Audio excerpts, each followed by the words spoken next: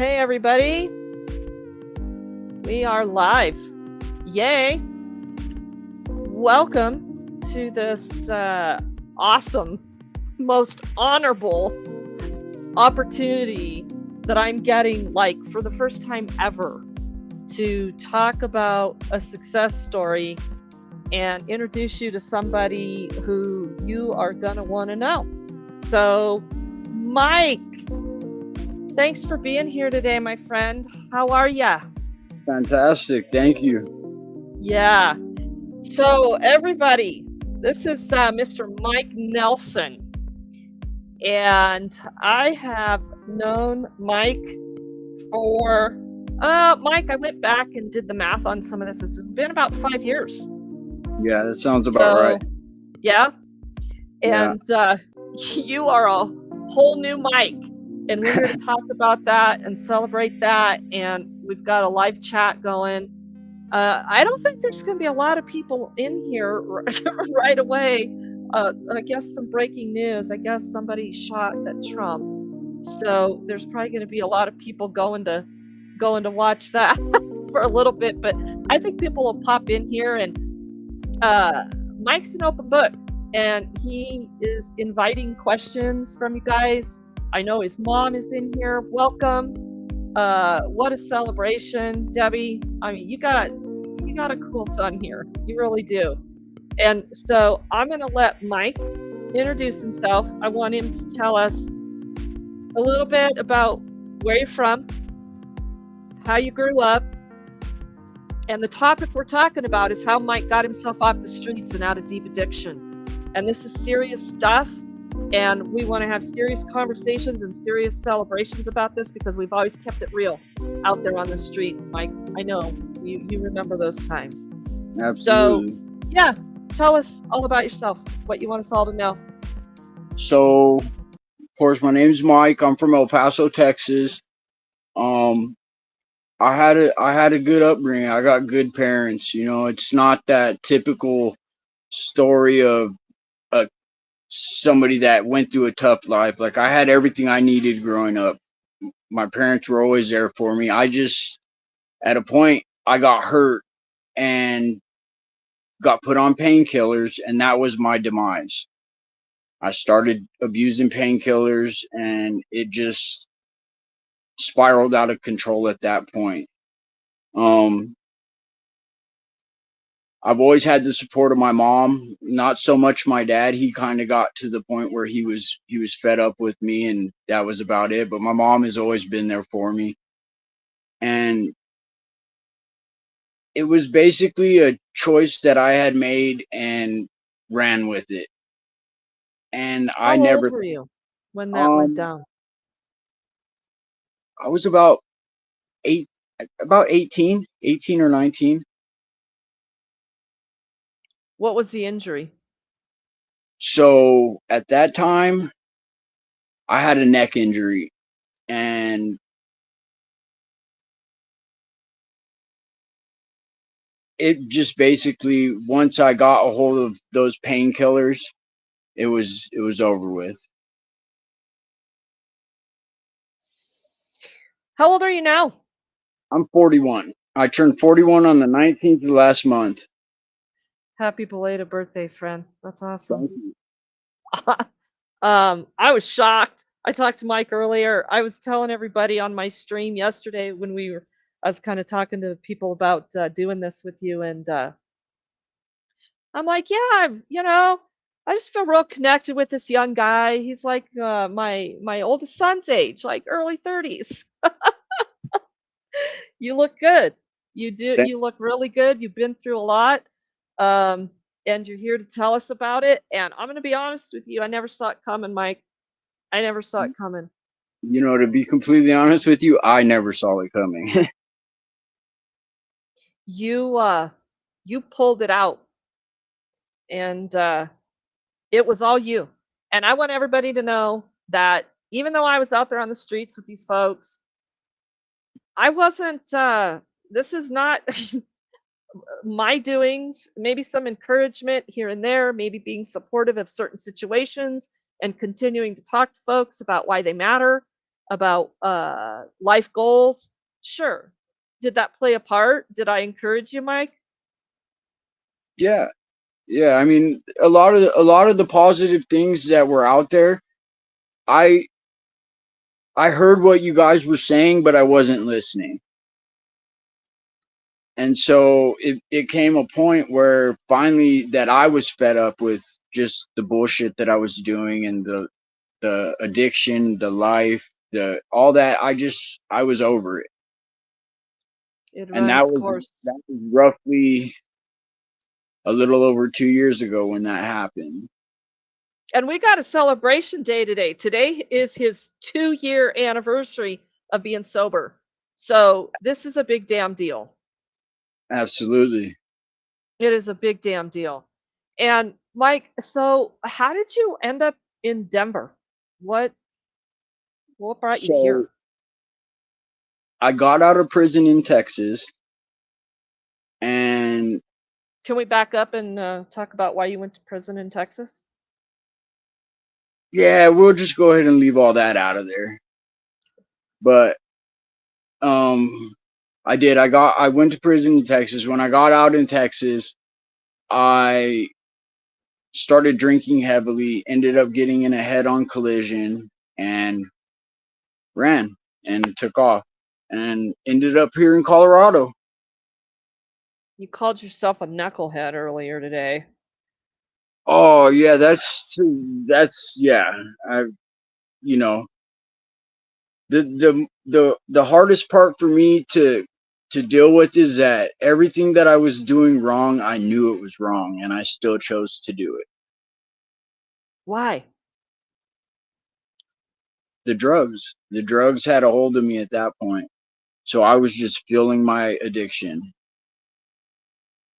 Were you And ever a day without? no, no, I went years. The only time I would be without is if I was in jail. What was that like? Tough. It was tough, but even then I knew what was coming when it was coming, so I dealt with it. There was nothing I could do about that. I had to get through that portion of it, and then once I got the end goal of going to jail for me was getting out to get high. How many So you came to Colorado. How old were you? I think when you came here, you were running from That was Texas 6 years ago. 6 years ago. Okay, so So, I was just the goal was is that I was gonna come out here, I would get in trouble out here, and I would go back to Texas. They would ship me back there for what I had took off for. And when I got in trouble out here, the DA out here talked to the DA out there, and the DA out there in Texas just said they didn't want me. That if I just needed to stay out of the state of Texas. so they dropped charges, so you had like There's still a warrant there for me, but it's a non-extradition warrant. you have plans to go in there and clearing No, it? no.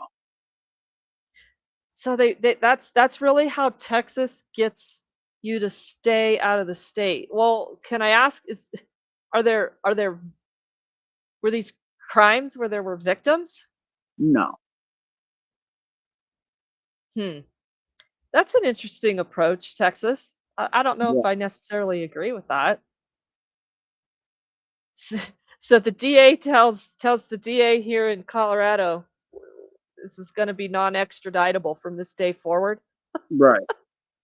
You keep him there and So now, jail him and anytime I get stopped, they tell me I have a warrant in Texas, but they don't have any information on it or anything like that.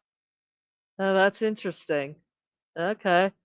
So you were out here 6 years ago, so that was in your mid 30s, and when you got here, were you living on the streets when you got here? I was on the streets from day one. Huh. But what So I was your goal for coming here? to come out here and get in trouble and get sent back to Texas Why didn't you just turn yourself in Texas? because that would have been the smart thing to do. You know that Remember, Reagan, I didn't make the best choices. I've already said that. You were really running. You were running from it all, and but you came here and you're kind of just doing the same lifestyle. So Were the drugs easier to get here? here, What was it? absolutely. Really? I've never had a problem getting it anywhere. I mean, and that's the thing that people don't understand is it's not about where you're at, because if you want something, you're gonna get it. I don't care where you're at. So until you choose that you want to change to a different path, it doesn't matter. If I wanted to go get high right now, I could go get high. And that's if I was here or in Alaska or anywhere. Like there's drugs everywhere. It's not just a Sure. certain place, or it's up to the person to have to want to stop that. And at that time I didn't. Mhm. Why not? Why what kept you well, obviously, the drugs, but it wasn't fun living on the streets in Denver during the So winter, during all this weather. so I'm not gonna lie, like don't get me wrong, it was an adrenaline rush. I'm an adrenaline junkie.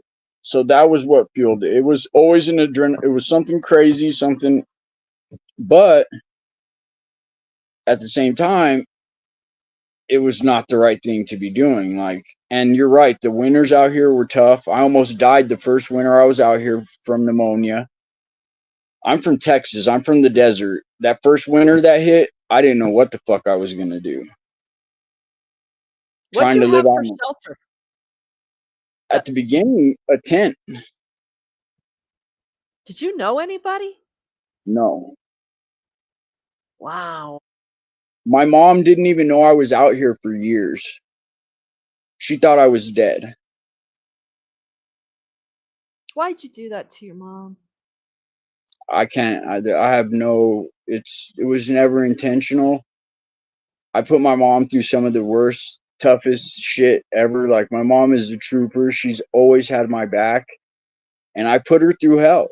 I mean, to the point where she would see on the news somebody died on the Platte River or something, and she's calling the coroners out here trying to give them my tattoos to see if it was me. And Are you it breaks sorry for that? 100%. It breaks my Have you heart told that her I did. that? Absolutely. Me and my mom are very close, and the of all the heartache that I have put her through, the biggest accomplishment that I have out of all this is the day that I seen her smile, knowing that she had her son back. That's awesome. Have you got to And I spend time with her? I haven't seen my mom in many many years. It's definitely on the agenda to do, but right now with parole and everything, it's just hard. She lives in West Virginia, so it's hard for me to get out there right now. But I talk to her multiple times every single day. Awesome. Since Yeah, I I got follow out your of Facebook page. since I got out of prison 8 months ago, because also today is 8 months out of prison. Also, Oh, wow. What prison were you in here in I was Colorado? I was at Territorial, at Buny, and at Delta. How come they moved you so many times? So it's different classifications. So I was in max, then I got moved to minimum, and then I got medium, and then I got moved to minimum. So I slowly progressed down. So a max is locked down all the time, come out for 1 hour a day. Then I got to Buny, which was you were in a pod, but you didn't have free reign. And then I got to go to Delta, which was a camp that doesn't even have a fence around it or anything. So they had you in Max. Let's When I talk first, about wow. Let's talk about as much as you want to share with your I hate calling you a criminal because you've come so far, but I guess it is what it was. I mean, it was a crime spree, and it all involved theft. and it all revolved around feeding the habit, right? Absolutely. So how did you end up in prison? Um, Out here in Colorado, they're really weird with their laws. So I would get in trouble for a motor vehicle theft. That's what I was doing, was stealing cars. So I would get in trouble for a motor vehicle theft. I would take it to court. I would plea it down, get probation, and then that motor vehicle theft is not on my record. Yeah, I So think we got some problems here in Colorado. It's wrong. This is why our auto theft is out of control here. You knew it was wrong. You knew how to play the system. You knew how to continue that cycle. How many cases did you pick up? on that, I would have had 9. I have 1 on my record. Did you got busted for stealing? Were these 9 car thefts? Yeah, that's just those. I had other charges also. Did you have It drug wasn't. charges? Yeah. So my first charge in Colorado was an ounce of meth and an ounce of heroin, Was and I that in got Denver? probation. Yeah, I got probation for it. Did you comply with probation? I never once complied with probation. I basically would sign probation to get out of jail and then run. Let's talk about that day that you got out of jail in Denver for how many times were you in and out of the Denver jail? At least 20. Oh my lord. See, this is stuff I don't even know. I So I've mean, for been I've been to Denver, I've been to Adams, I've been to Arapahoe, Douglas. A lot of times when I would get in trouble, I would have to go to all those counties because I had warrants everywhere. would they come pick you up, move you around? Yeah, so you go to Denver, you take care of Denver, you got a warrant, they're going to transfer you there. You don't get to leave until all your warrants are clear. But they never So, did anything to me. They never did anything to me. It was always probation or something stupid, and they would always let me out. were you disappointed with that?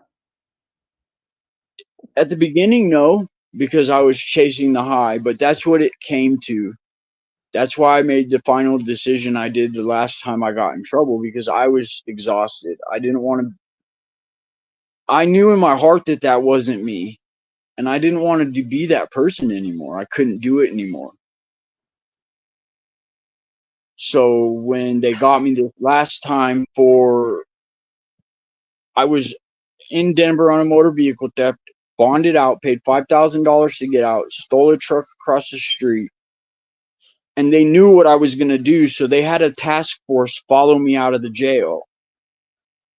And immediately I got lit up, and I took from the downtown Denver area, I took them on a high-speed chase through Denver with a task force chasing me through Arapahoe. Then I had Arapahoe on me into Douglas, and when I got into Douglas, they rammed me with the SWAT team truck and got me with the SWAT team. And I still ran out of the vehicle into a restaurant, and they came in there with K9 and all that and took me down.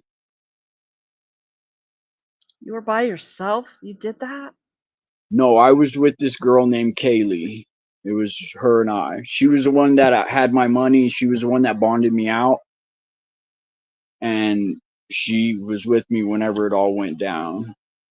She was waiting for you outside the jail, Yeah, yeah. and And she she said, fully participated with you?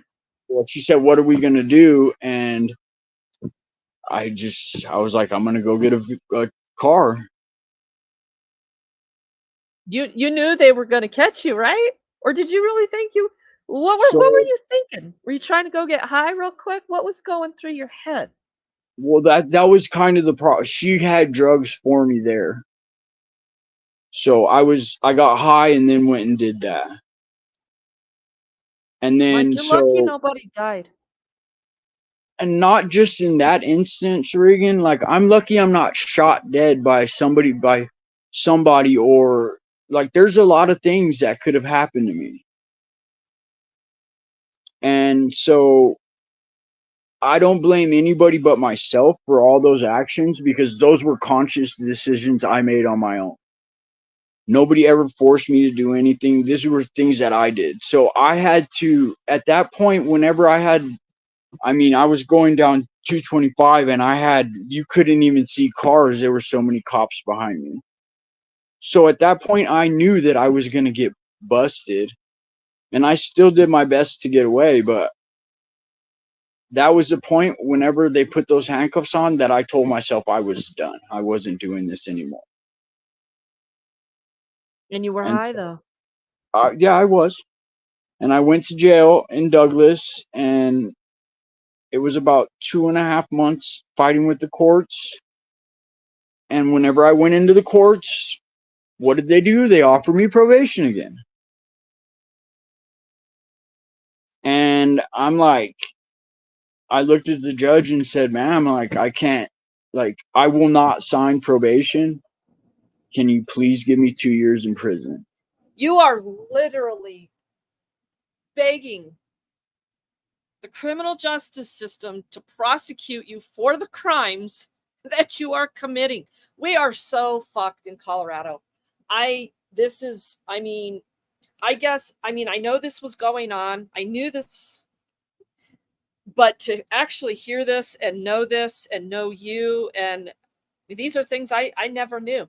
I knew you were doing automobile thefts out there, but I never got involved. We never got to know each other on that level.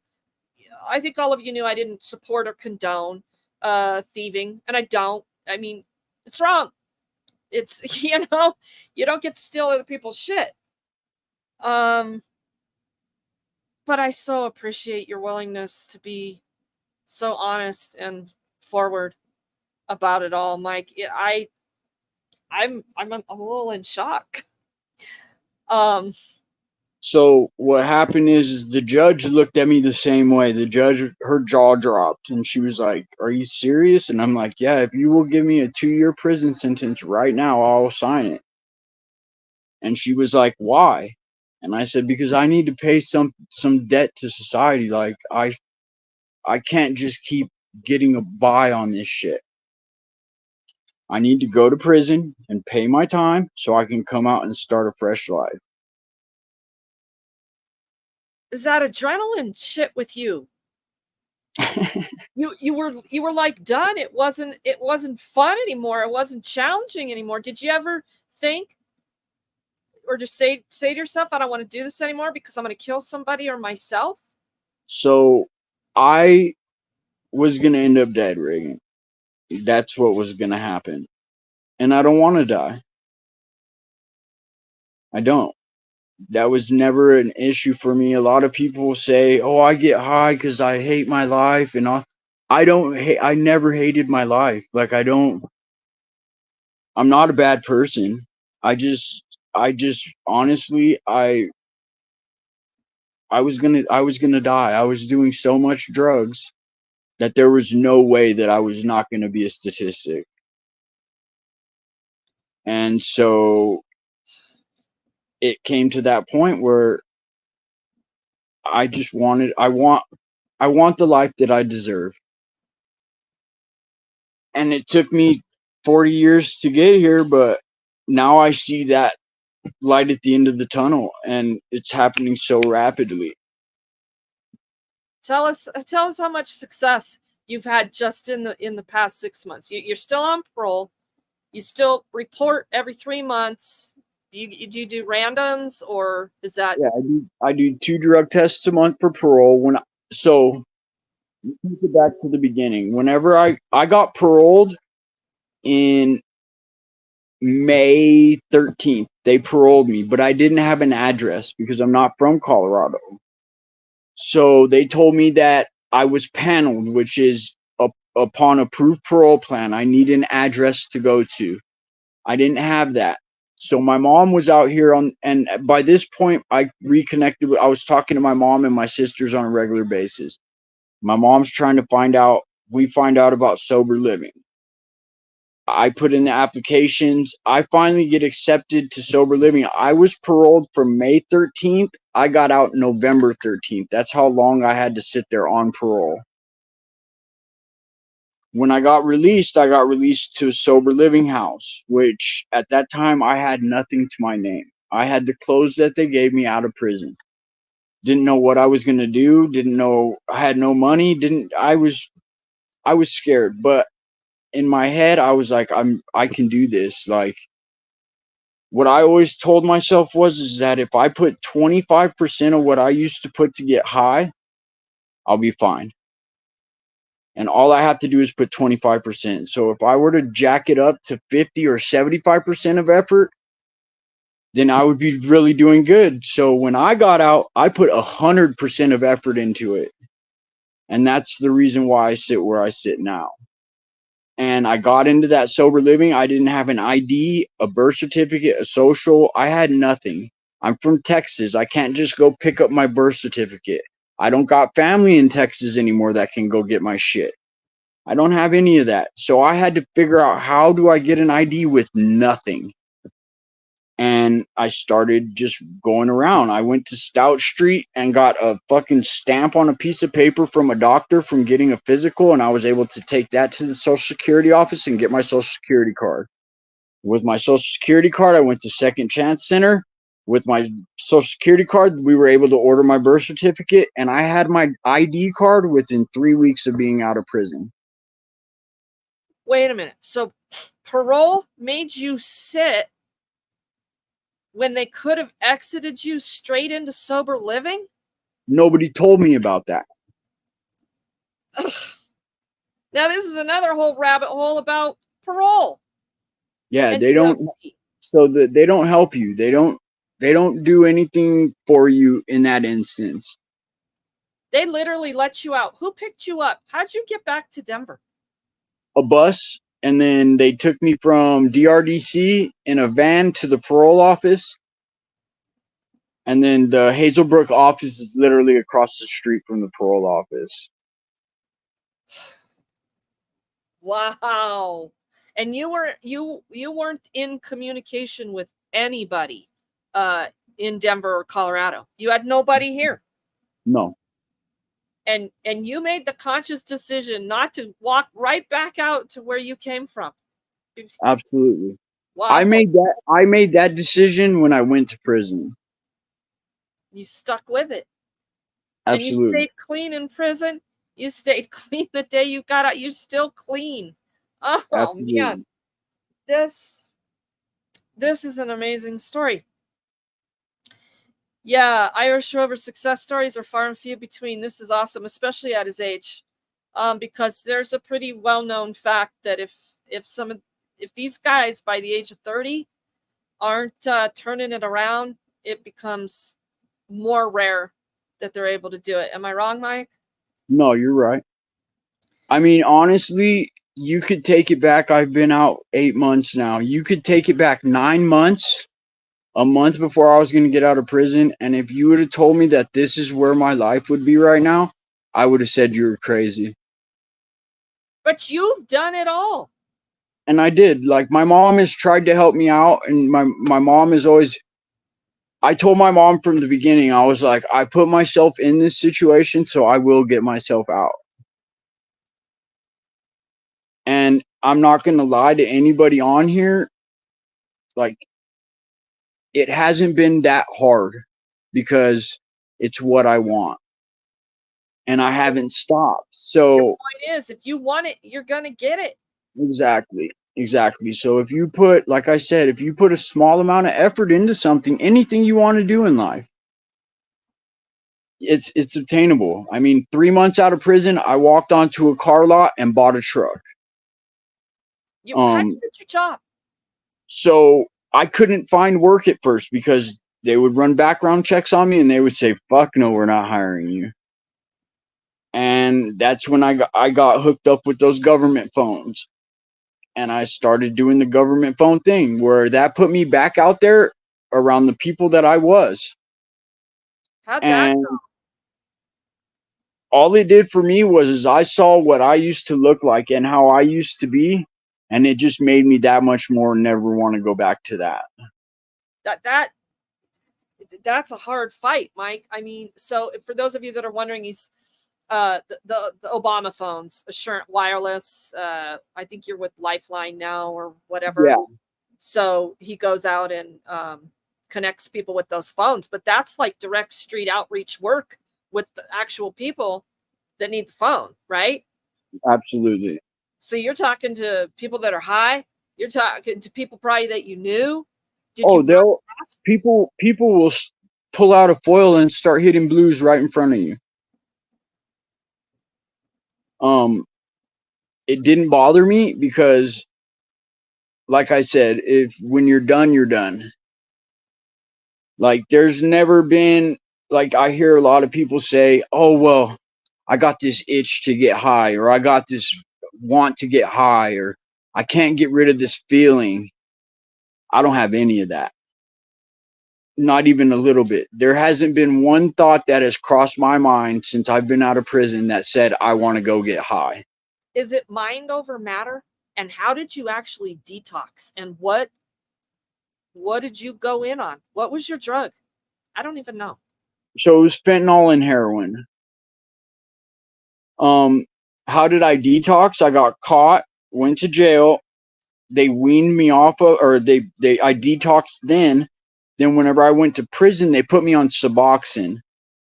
Um, I was. That's why right now I'm only 2 years clean, is because I was on Suboxone for the beginning of my prison stint, and I don't call that clean time. So because whenever I got caught selling those in prison, and they took me off of those, it was worse than kicking heroin or fentanyl. You were selling those? You were selling those In prison, $300 a strip. what? Yeah, They don't dispense? What the hell?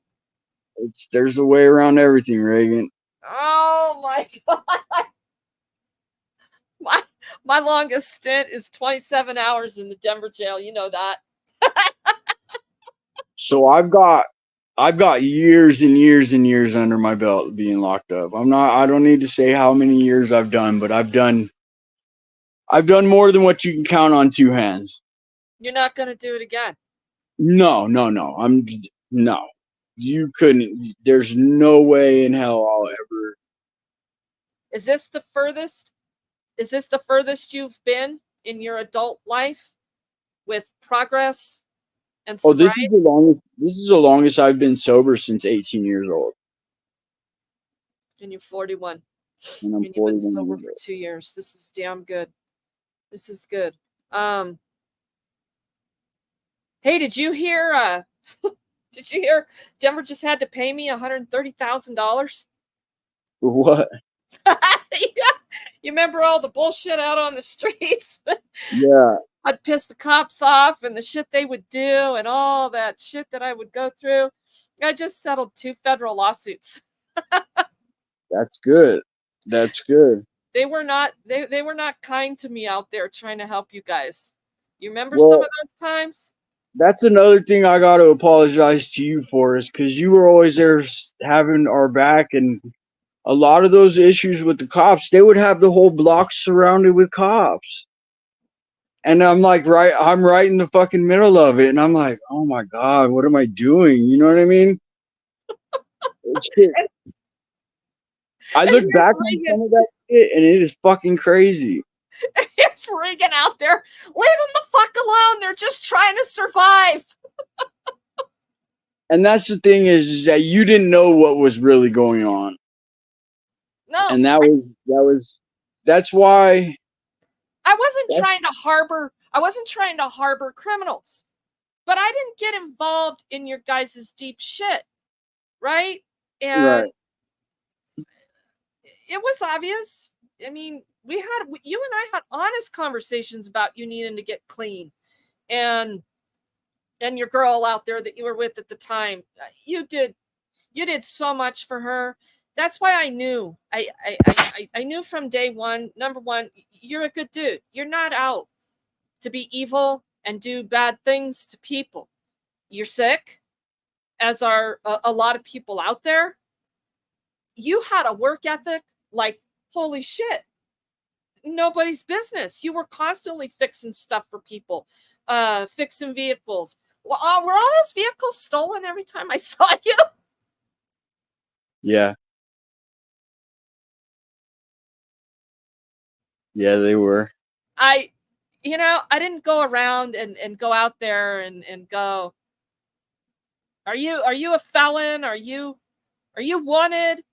I always depended on you guys too to know when we were and weren't safe, right? I mean, this was all during COVID that we went through the bulk of being out on the streets together, and everybody was stuck.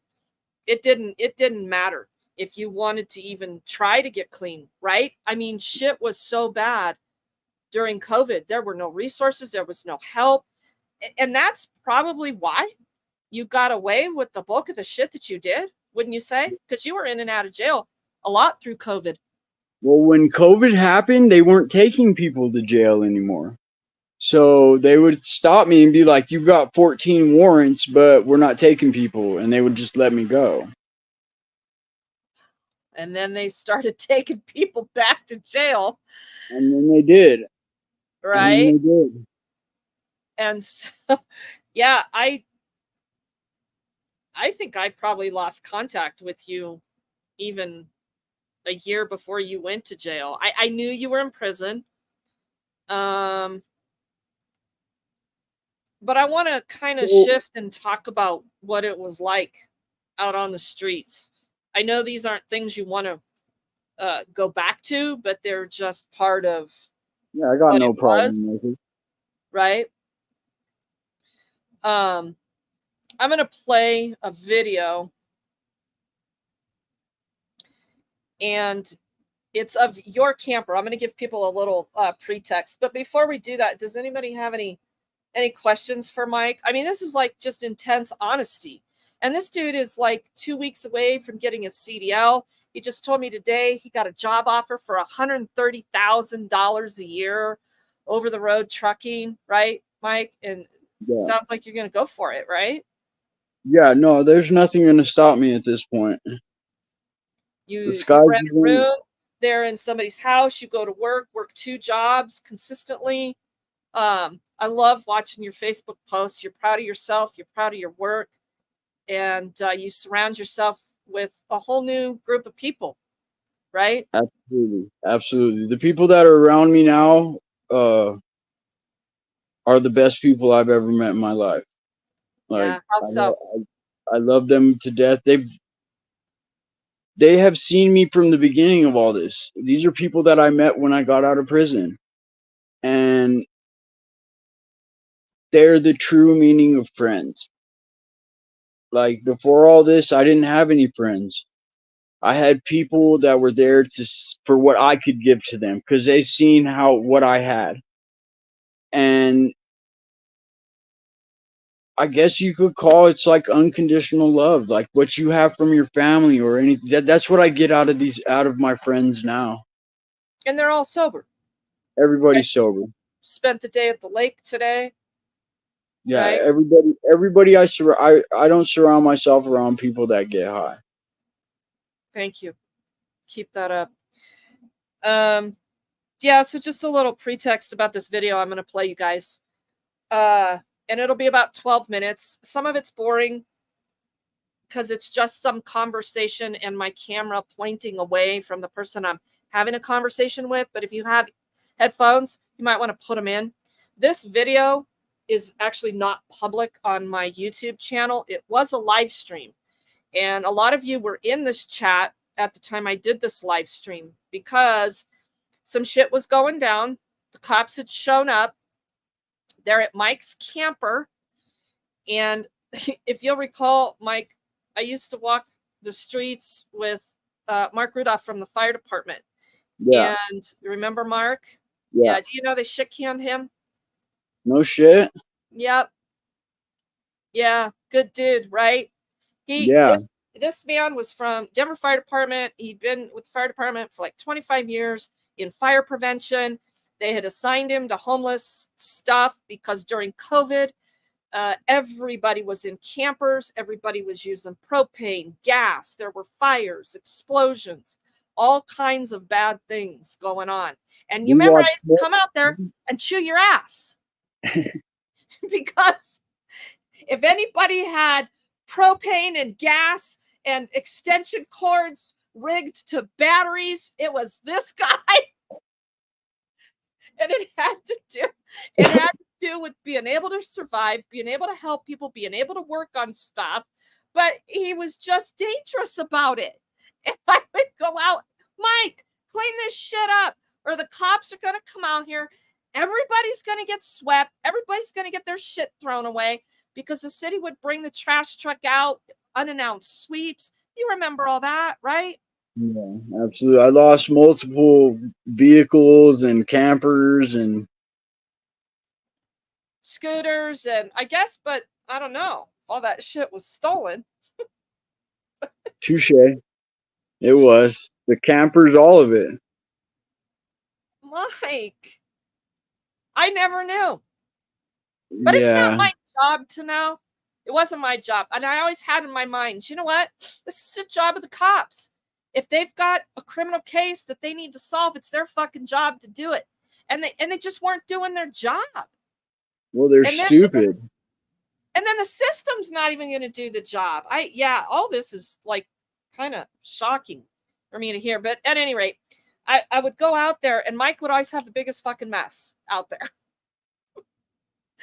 And unfortunately, you attract what you're involved with. And so you had a lot of the other hardcore users with you and around you, right? Yeah, because I was the one that always had all the dope. So, of course, they wanted to hang around with me. We were in a tight situation with one of the women, Yeah. heroin users getting pregnant. That was probably one of the worst things that I'd ever been through, tried to help, sat back and watched. Yeah, there What are was your a lot thoughts of on that? there was a lot of sketchy situations. All that was lies. Well, she was pregnant and she was using. That was no lie. Who are we talking about? I'm confused. Oh, so that situation. So yeah, so that was a hard one for me because when she came to me and said she was pregnant, I But think by Keith. the way, you're not the father. Let's make that No, clear. no. I think Keith was in jail or something, and of course I said, "Let me help you out, whatever." But she just kept getting high to where the point where she went through her whole pregnancy with this baby and then put the baby for adoption. It went to family. Right, to her brother. And but I through that, seen I seen them probably a couple months back, and they're still just doing the same thing. she's not pregnant again, is she? I don't talk to them like that, so I wouldn't know. Good. But I don't ever want to be in another situation like that myself, but I do think that I did have a lot of influence to make sure that that baby was, number one, not born out on the street, and that that family connection happened. But I found Jaden quite a few times in really bad situations, and they're probably going to be pissed at us for talking about this, but we're not identifying them first and last name. This video I'm going to play talks a little bit. You hear me talking to your ex out there on the street, that hardcore addiction relationship. That was never going anywhere, right, Mike? I mean, tell I us knew that. I that. knew that. I knew that long before it finally I was able to get away from it. Um, like I said, at that point, I was beneficial to her. She could get high for free. Um, it was more like I was already done with that relationship years before I was finally out of it. And it was just that whole toxic thing. It's not good. She blames you in this video. You're not here at this particular day. I'm sure you'll probably remember it once I start playing it. I'm assuming the cops are here in this video showing up to investigate this truck. I just started recording because there were cops there. Stephanie came out of the camper. Uh, I had told everybody that I was live streaming because the cops were there. I always tried to catch that stuff, if they were gonna do something shitty to you guys. But that wasn't the case this time. But Stephanie came out of the camper and she had some things to say. So I'm gonna play this and just listen carefully, and I'll stop it at a few points. But there's a notable point in here at about 16 minutes into this video, and I'm gonna play, I don't know, probably 10 or 12 minutes of it, but at the 16-minute mark, I'm talking to Stephanie again for the 10th time. Why won't you let me help you? And her response is, because I don't want to lose Mike. And this was in May of 2021. And at this point, she was still doing pretty good. She wasn't as sick as she had gotten later on. You guys, these stories are tragic because Stephanie is another beautiful person, Mike, right? Yeah, I mean, I just I'll just leave that alone. I got a lot of strong opinions about that, and it's not really here nor there anymore. Okay, I respect that. From my perspective, I see this lady telling me she's desperate to be able to see her kids again. She's lost her kids. She doesn't want to take the steps to be able to see her kids again. And was it the drug? Was I it, Mark? mean, I think that of course drugs have a lot to do with it, but that was one of my biggest problems for her. And the thing that bothers me is that I would get blamed for that, but I always would advocate for her to get her kids back or for her to see her kids. So a lot of times what people will hear out of her mouth was not what was facts, not what was happening. Um, Even though I was out getting high, I always had everybody's back. If they needed something, if they wanted to get clean, I would find a way to pay for the treatment. I would find a way to, if that's what people wanted. But that's not what anybody was wanting at that time for me.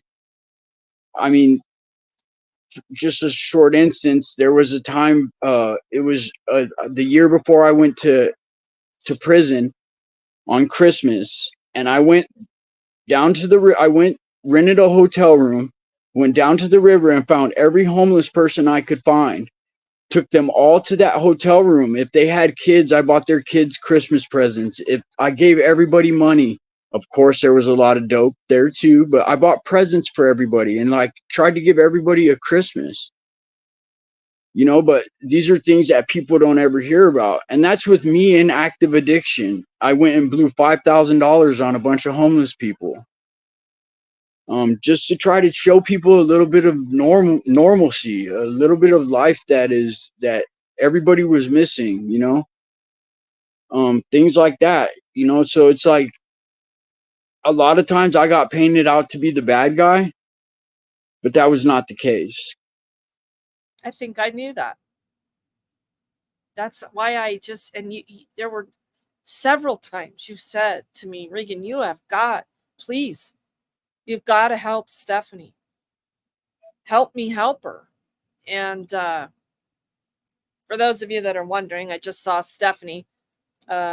probably 3 weeks ago outside the Arapahoe County Courthouse with her new man, who is proud of himself for being a well-known thief. Aurora put a APB out on him and asked the public to help them solve this theft ring out in Aurora, where these guys were hitting all these Kohl's and other stores and were tens of thousands of dollars of merchandise. And he was proud of himself. The two of them were together in front of the courthouse. I was walking in with someone else, and they called me over. The guy did, and told me all about what he'd done. And he was laughing, and I'm like, you're proud of yourself? And Stephanie's standing next to him, Mike, and she's hanging her head the whole time, just looking down. I said, Stephanie, I said, this is life now? Well, yeah, we got shelter. They put him in one of the outdoor spaces in Aurora. Shit, I got 65, 70-year-old people out here dying on the streets that are suffering from severe mental health. And these two are now getting frickin' shelter over in Aurora, being professional thieves. That shit pissed me right off.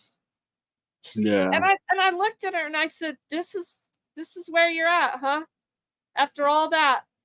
And she just, how she did, just, yeah. And he's laughing, and I'm like, yeah, it ain't cool, dude.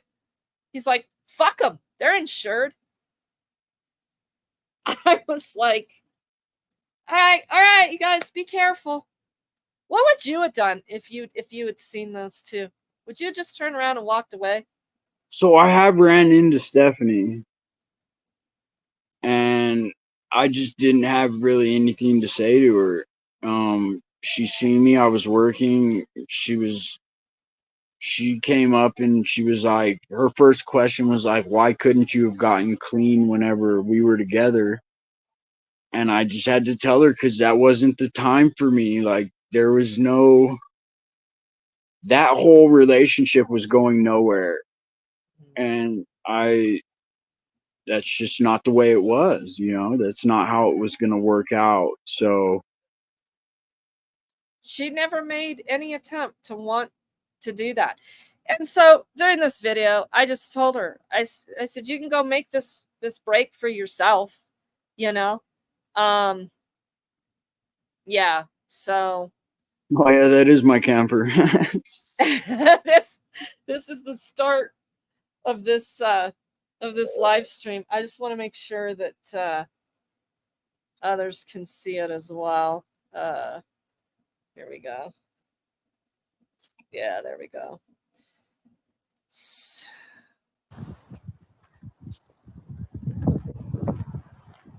More trouble in paradise.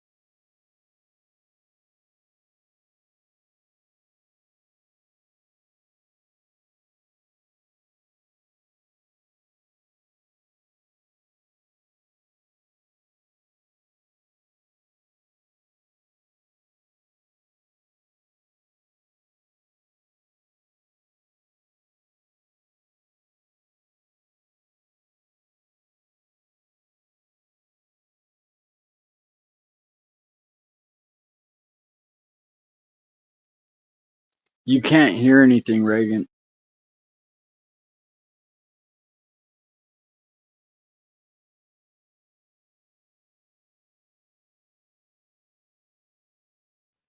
No sound? No. What'd I do?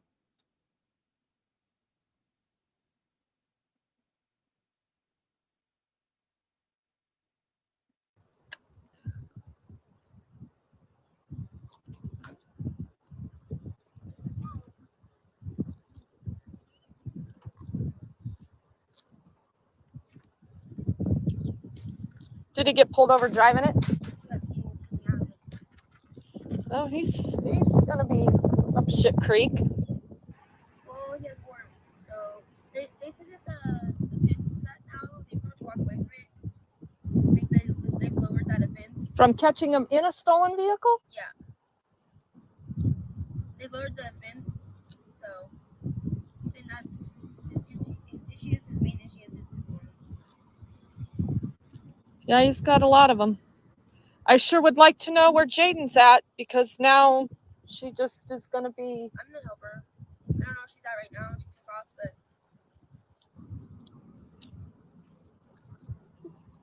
I'm gonna help her as much as I can, as much as she allows me to. You know? Yeah. I can't do anything if she doesn't let me, so. Well, the idea is for her not to give birth out here. Well, yeah. I'm not feeling real confident about that. I don't let that happen. I don't think she'd let that happen. Well, the way I found her the other day, I don't know how she could control it. That's kind of what I'm worried about. The fire marshal told me yesterday. Yeah, he and I found her. Wasn't good. No? No.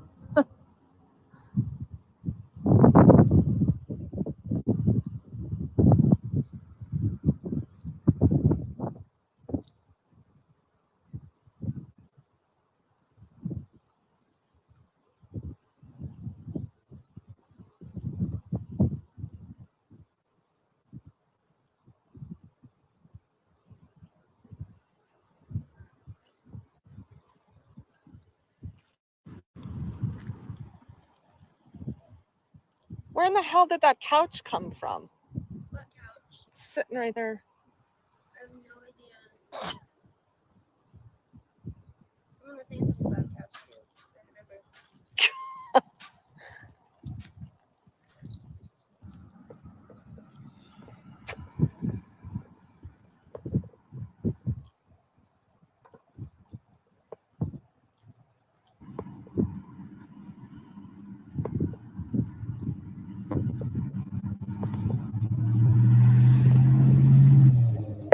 remember. Bohika, you still here?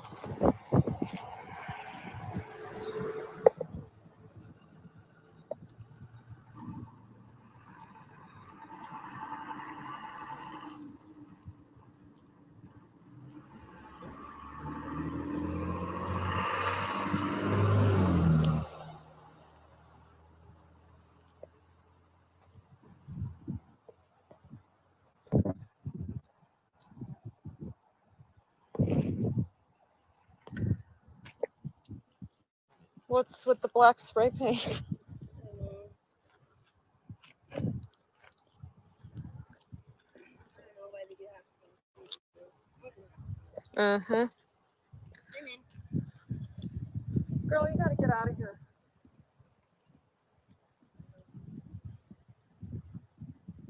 I'm always inside. Well, I get it, but I don't know where to go. don't let me help you.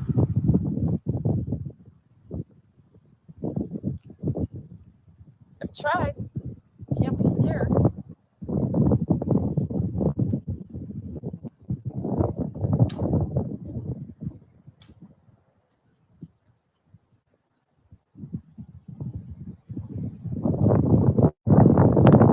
Right?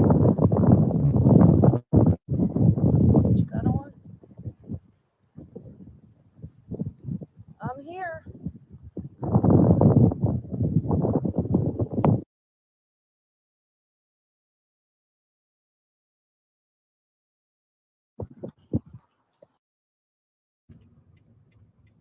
Yeah, it's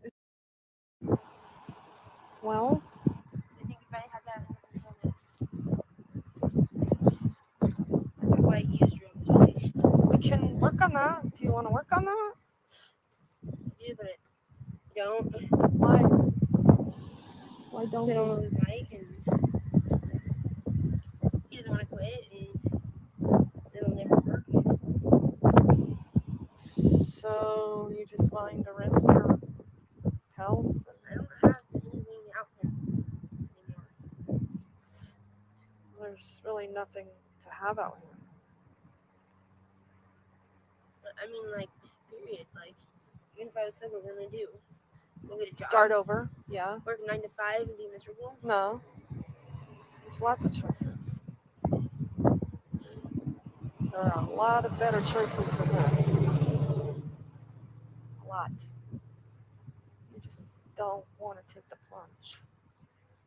I just, I don't know. I mean, like, I've been alone before. Like, I've done it by myself alone. That's what you're afraid of, being alone? Not necessarily. I just want to start over again. Tired. Well, as compared to what? This? What would be wrong with a new beginning?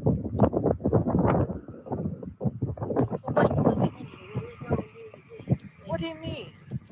What, I sober up and, like I said, go work a 9 to 5 and be miserable.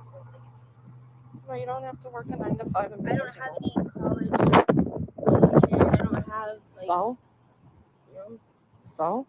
A lot of people in the world, Stephanie, that you know, make very good things happen for themselves. Just, excuses, really. yeah, Something to me. you're smart enough to do your own thing and be an entrepreneur and start something that you build that you can be proud of and own. And why can't you do that? You're smart enough. Yeah, I know. I'm not stupid, but Yeah. it's messy. Because it's hard and it's going to take work. I'm just waiting. It's what? Change, I guess. Change for me. Who? Or to change for me. Ain't going to happen. You're going to have to go get it. Because nothing's changing out here. It's just getting worse. That is. Well, I mean, things are changing, just not for the better. No, really good. Bad. It's hard to change. Everybody's got to be responsible for their decision making, Stephanie.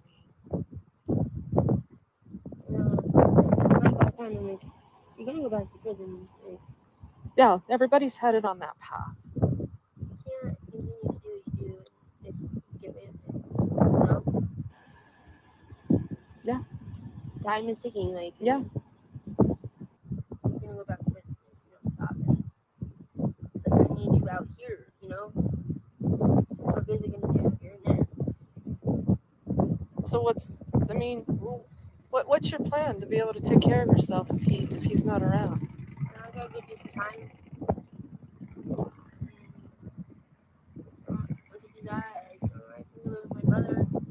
So right here, you're naming all these opportunities that you already have right in front of you. Yeah, that's what you're myself in. Which, you know, it's not bad. It's not bad. It's just a misdemeanor, like one. So. Well, where is it? Douglas County. Yeah. So stupid. Well, I'll tell you what. If you get on a path with treatment, I think you might find some reprieve on. That's what I wanted to do. I wanted to get myself into treatment and then like turn myself into that. Yeah, that's a good plan. Because it's a drug misdemeanor or whatever. Right. And I've been on probation for 2 years, and I've already completed a year of it, kind of. So what, do they have a warrant for an FTC or what? Yeah, failure to comply. I think that'll be easy to fix. But I never complied. Like I got caught. The first time they reinstated me, and then I got a new probation officer.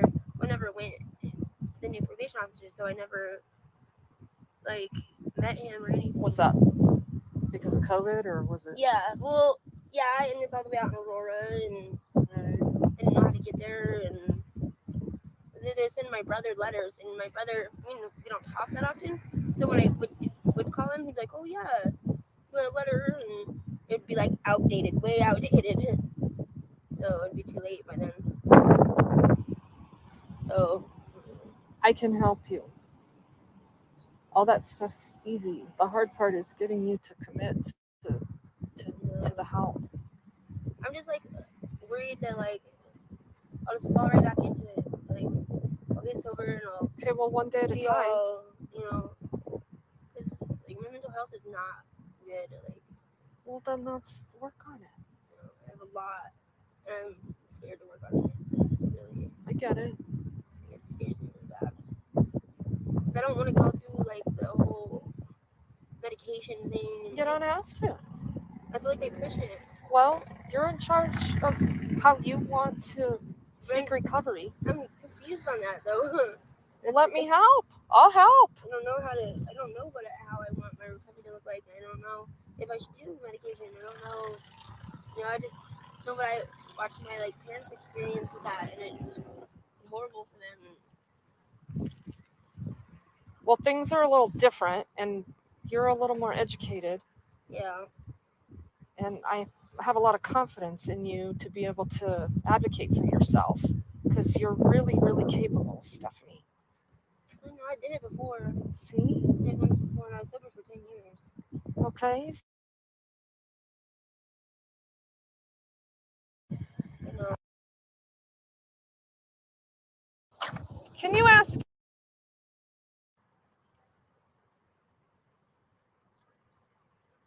I want him to tell me where she's at.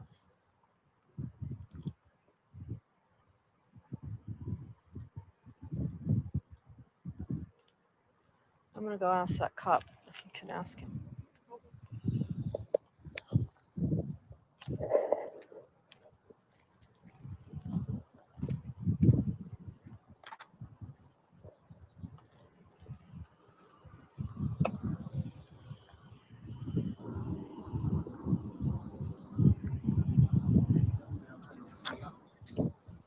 Can you ask Keith to tell me where Jaden's at? Ma'am,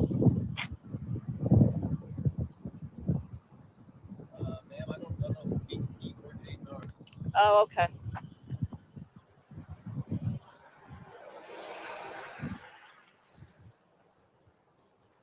Stephanie,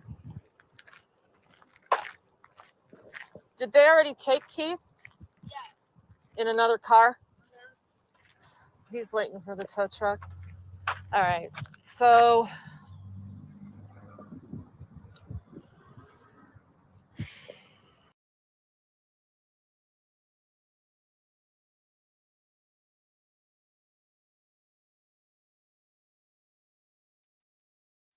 unmute yourself. So yeah, that video, it was interesting for a lot of reasons, Mike, and I'm glad I played it. Do you remember what was going on there? Yeah. I stole that truck. He was driving it. I wasn't even there. Where were you this day? Were you running? Selling copper. You steal a lot of copper out there too, huh? A little bit. Yeah, a little bit. It? What's that? Were you stealing it, or were you just going and get scrap? Oh no, I was stealing it. Did you pick up charges on that? No. So this particular truck, they took Keith to jail on. Well, technically, he was the one that stole the truck. I was just there. Do you think that conversation with Stephanie was interesting? I mean, yeah. I mean, it's not cool for the fact to put her, like, for her to say, "Oh, I don't want to, I can't get clean because I don't want to lose Mike." Like, that's bullshit. Did she keep you from getting clean, or was it always you just No, keeping you? no, I just didn't want to get clean. Nobody ever made me do anything I didn't want to do.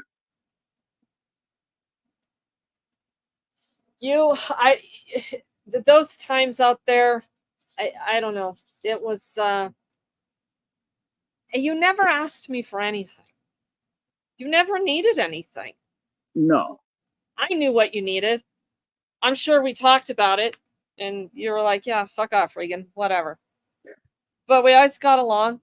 What are any other crazy ass things about living out on the streets you're glad are behind?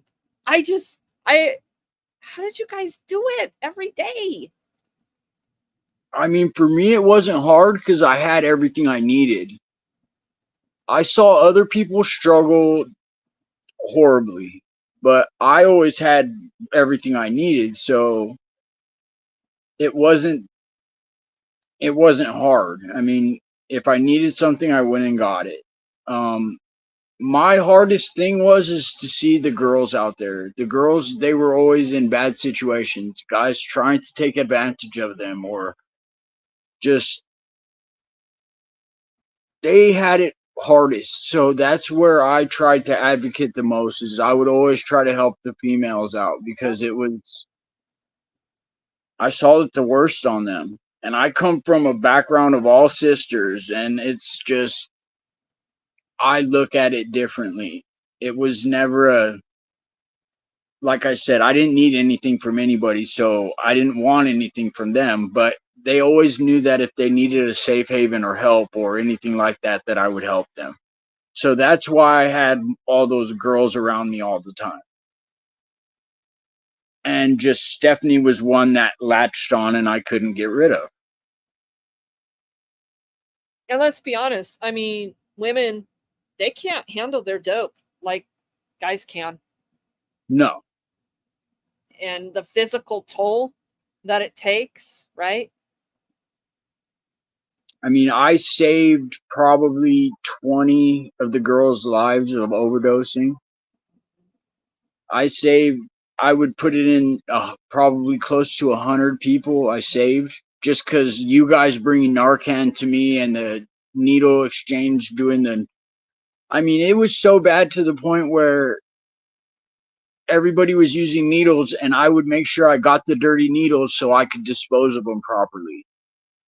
And I would pass out fresh needles to everybody so nobody was sharing needles. And I was trying to do what I could, what I thought was positive, trying to help people out in that instance. But at the same time, I was probably the worst drug addict on the streets. I did more dope than anybody I knew. Like, there's no way to explain why I'm even still here, but that God has some other path for me. Yeah, that is the hard truth right there, because I don't know, in my mind out there, people I would have to just like catalog in the back of my mind and be like, they're not going to make it. And the only thing I can do is be nice, you know? And people accuse us advocates and like the needle exchange and all of that. I don't know how you feel about it now being clean, because sometimes when people get clean, they turn into the biggest hypocrites. But safe injection, clean needles, saving people from overdoses, they call us enablers. No, not at all. I don't look at it that way at all. I don't surround myself around that, but at the same time, they are serving a purpose. When it comes to using, an addict is going to do whatever they have to get high. So what they're doing is they're passing out clean needles and clean, and that lowers the risk of people catching infections or abscesses or diseases. So that's a big thing. I mean, you're not going to cure everybody, but at least try to clean it up. But then that goes to the people using also. If they don't want to practice that clean stuff, so like what I did was is I was one of the first people to get the needle exchange to come out to the river, and I would exchange 1,000 needles a week to them, and I would give them 1,000 used needles, and they would give me 1,000 clean needles, and I would pass those out to everybody. And I just kind of tried to do things like that to help people out from getting sick. But then also the dope came along with it's a revolving door that'll never be corrected unless the person wants to correct. There's nothing you or anybody else can do. And this is one thing I realized. All the advocates and all the people out there that do this community outreach and all that, I'm not saying it's a waste of time, because it does serve a purpose, but unless the person wants it, it'll never happen. There's nothing anybody can say or do to make somebody do it. Yeah, I appreciate your candidness, and I know that. But should we stop talking to you guys about it? I mean, every time I see Blind Pat, by the way, still doing his thing, he's gonna die. You know, the sad thing with Blind Pat is that he's blind. He gets a check every month, and those people they're using him. He gets his money every month, and it goes straight to dope for everybody else. And then he's panhandling for the rest of the month. You know, he gets his check, and it's gone within a day or two. And I'm not going to stop caring about him. I'm not going to stop saying, Pat, you can still get off the street. Oh, he gets pissed off at me. You know, so it's like when I see him, I just give him some food and water. I mean, you guys know, everybody knows out there, I don't give money. I just don't do that shit. I can't. It's, to me, I mean, yeah, it depends on the exact situation.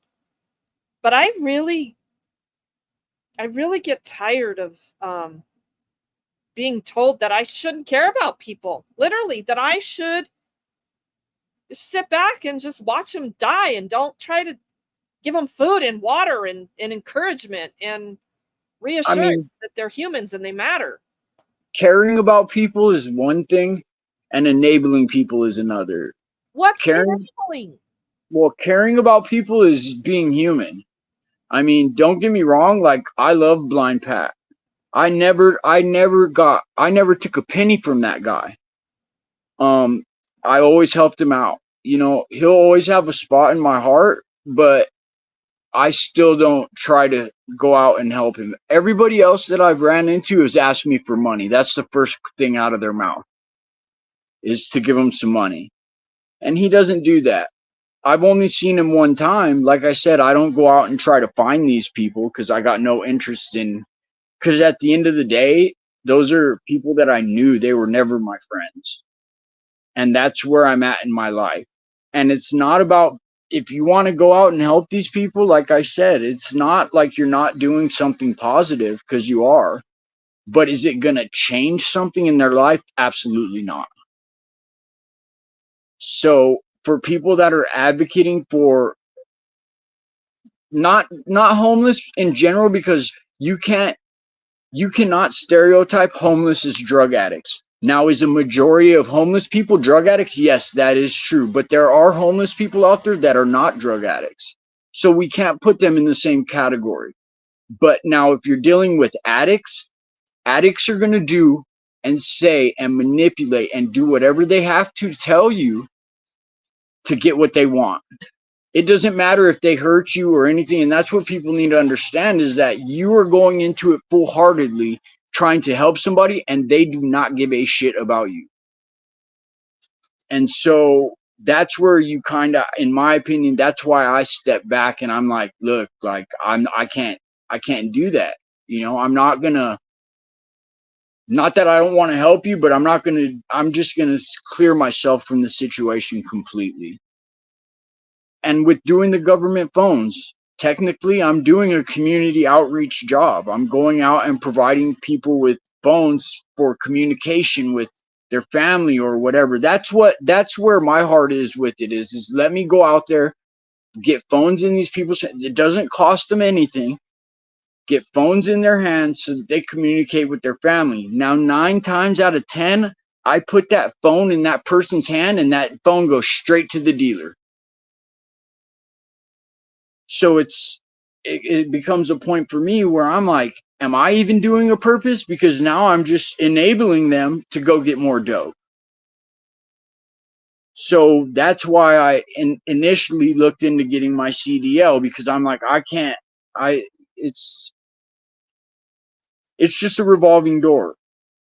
And the sad thing is I see the problem with it is that these people try to tell me shit and try to, and you're not gonna get it past me, because if you think you can say it or do it, I done wrote the fucking book on it. Yes, you have. That, yeah. If there's anything you want to know about what goes on in the trenches of shit out on the streets, this is the guy. I want to ask you one last question, because this is an important one. Now, this is fact. It's just fact. We have a social welfare system. You're about to go to work and have taxes taken out of your check. A lot of taxes, because you're going to start making a lot of money. How do you feel about what's going on with trying to solve homelessness and addiction on the taxpayer dime with all the government involvement? Where are we headed with that? I mean, honestly, our government's fucked. The whole thing is shit. It's a shit show. Our president is about to fall asleep. I don't even know what's going on with our government. I'll just leave it at that. But paying taxes and shit, I went so long without doing it. I'm gonna be happy as shit to pay some taxes. I'm Really? I'm more than happy to pay my part. Like with anything that comes in life, I'm I just want to be a productive person in society and just do what I have to, like, this is just the beginning. This isn't even a year of this. So I mean, within, and you can quote me. I mean, I'm gonna be rich one of these days, and it's not that far down the road. I just have to keep working hard at it, and that's gonna be putting in the time, the effort, paying taxes, doing whatever it takes. I don't want you to pay too much in taxes, though. That's what I'm afraid of. But I mean, how do you feel, though? I mean, these people that are continuing to choose to be out there and use like that, talk about how many trips for medical help, infections, all those kinds of things, paying for treatment. That's where your taxes are supposed to be going. What do you think about that? I mean, honestly, whenever I was out fucking up, your taxes were going to that. So I, it's just me doing my part, I guess. I mean, we gotta, if you want to do good in life and do what you're supposed to and follow the rules, that's just part of it. Fair enough. I mean, I'm so proud of you. I'm elated for you. But those are some philosophical conversations for the next time. I got to let you go because I've sucked up a lot of your time. But All right. I want to thank you, congratulate you. Hey, you guys, I put Mike's Cash App up in here on the scroll. You want to buy him lunch? Throw him a bone. He's working his ass off. He's paying a lot in gas money to get back and forth to his 2 jobs. Those 2 jobs are going good for you, right, Mike? I mean, you're Yeah. gonna, yeah, Yeah, everything's going good. yeah. This is excellent. So, um, I can't thank you enough for your time. If anybody has any parting thoughts or questions, I think we're gonna have to do this again. We'll do an update on where you're at when you get that high paying over the road job, because I can't wait to see where that takes you. Somebody'd asked me in here if you had a YouTube channel. I don't. Do you? No, I don't. Start one, dude. You got to start one. You got to tell your story. All these truckers that do their stuff on YouTube when they're, you know, taking their sleep breaks or whatever and telling their stories, you got to tell your story. You got to share it. So think about that. Okay. Okay. Yeah. So we got some people that Deb Anderson. She's a huge follower of my channel, and she said, "Thank you for sharing. Watching from Australia." This dude here, he's been with us since day one. He remembers you from out on the streets. He's one of my mods, runs my chats. Yeah, so a lot of good people care.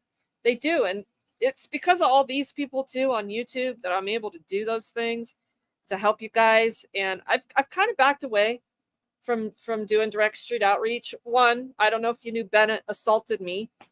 Yeah, I remember yeah, all that was a bad deal. And then he continued to violate the protection order. So got a judge in Denver that thinks it's funny, kind of chuckling about it, won't hold him in jail for violating the protection order. So that's another way I failed the women out there that were his victim, right? That would come to me and say, help me, what am I going to do? And I'd be like, I can't, you know, vigilante justice only goes so far. We got to use the system, the failing system. And so I can't do a lot of direct street outreach in Denver because I don't know where he's at. And it's dangerous as fuck right now. I mean, the drugs are so bad. People that I once knew that they're no more. They're not even the same people. Right. And so I've just kind of backed off. I'm doing some stuff in Inglewood, trying to pay attention to some of the wrongs that have gone on there with the homeless. You know, a lot of folks have died. We lost Cowboy, numerous others. Another gal just the other day got hit on Santa Fe. She's in ICU. Left side paralysis on a trach.